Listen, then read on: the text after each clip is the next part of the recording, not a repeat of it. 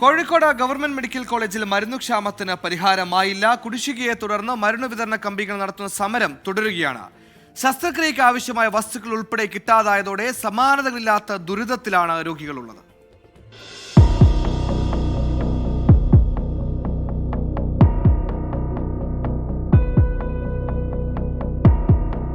Kozhikode medical കോളേജിലെ dialysis അടക്കം പ്രതിസന്ധിയിലാണ്. ആവശ്യമായ മരുന്നുകളും ഉപകരണങ്ങളും പുറത്തുനിന്ന് വാങ്ങിയാൽ മാത്രം ഡയാലിസിസ് ചെയ്യാമെന്നാണ് ആശുപത്രി അധികൃതർ നൽകുന്ന മറുപടി. ഭൂരിഭാഗം മരുന്നുകളും പുറത്തുനിന്ന് വാങ്ങേണ്ട ഗതികേടിലാണ് രോഗികൾ. ക്യാൻസർ രോഗികളും മരുന്നില്ലാതെ ബുദ്ധിമുട്ടുകയാണ്. ജീവൻ രക്ഷാ മരുന്നുകൾക്ക് പുറമെ ശസ്ത്രക്രിയാ ഉപകരണങ്ങളുടെയും ഫ്ലൂയിഡുകളുടെയും വിതരണം നിലച്ചു. നിലവിൽ മരുന്ന് വിതരണം ചെയ്യുന്ന കേരള മെഡിക്കൽ സർവീസ് കോർപ്പറേഷന്റെ കൈവശം എല്ലാ മരുന്നുകളുമില്ല.